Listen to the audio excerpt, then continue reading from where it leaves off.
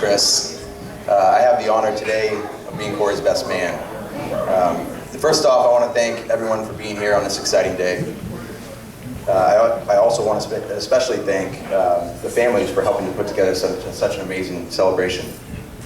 Meg, you put up with a lot of shenanigans over the years from Corey and his friends. I'm going to do my best to make sure that this speech is not one of them. When I first met Meg, I knew Corey had met a good one. The fact that she was able to see more than a shady railroad tavern bartender is a true miracle. Couple that with the burned out, half-condemned building that Corey lived in early in their relationship. It's truly amazing that we're here today. Over the years, I've realized more and more just how good Meg is for Corey.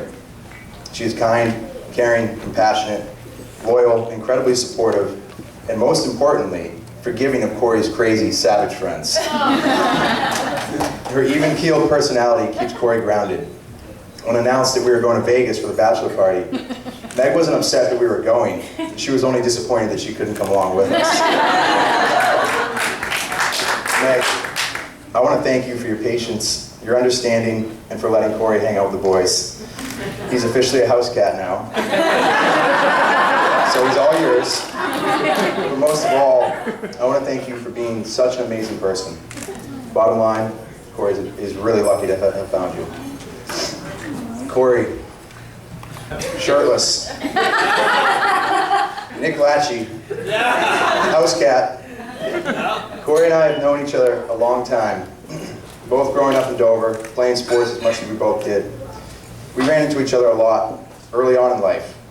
He played for the rival crosstown Little League baseball team, Dover South.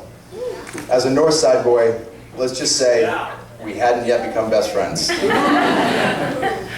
Later in middle school, we were able to put that rivalry behind us by teaming up with the middle school soccer team.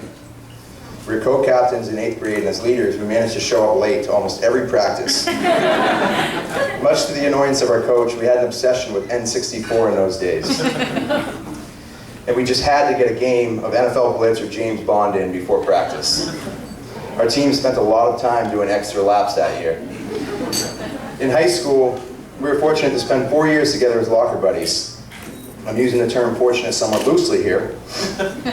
Maybe that's why during our senior year, he let me know he was planning to go to school in Florida. I was bummed at first because one of my best friends wasn't going to be close by for college. But I knew that was part of growing up and that we would stay in touch. What I didn't know at the time was just how short his college career at St. Leo University was.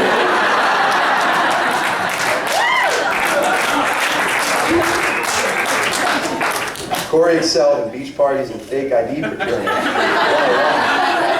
But unfortunately, that performance didn't add points to his GPA.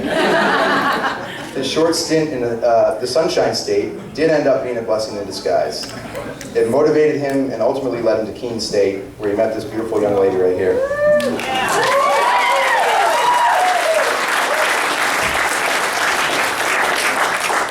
He found an area of study that he was passionate about. With hard work, he graduated from Keene with high marks. His main accomplishment, however, was to keep Meg around long enough for her to realize she might be stuck with him. All joking aside, I respect many things about Corey. His loyalty to his friends, family, those he cares about, is second to none. He is funny, intelligent, talented, and at nearly everything he does. And despite the late arrivals to soccer in middle school and the year-long vacation in Florida, there is one thing throughout our friendship that I most admire about Corey. He is one of the most hardworking, driven individuals that I know. In high school, while many of us worked part-time at the UNH Dairy Bar, scooping ice cream, consuming more than we served, Corey was doing full-time landscape work. He always had a job through high school and college, and since entering the real world, has continued that dedication and the start of an already bright career. The hard work and dedication extends to his personal life. 3 years of long-distance relationship that Meg and Corey endured while he was in DC and she was in New Hampshire is a testament to that. They didn't just endure that period, but actually strengthened their relationship and their bond. They both inspired me to work harder, be better, and achieve more in my own life. Corey, you're one of my oldest and closest friends. I'm incredibly happy for you today. I want to thank you for being such a great friend. You and Meg have already begun building a beautiful life, and I have no doubt that the two of you will be very happy. I know I speak for everyone here when I say that I wish you both the very best in your future life together. Ladies and gentlemen, please raise your glass. Join me in a toast. To Corey and Meg, we love you guys.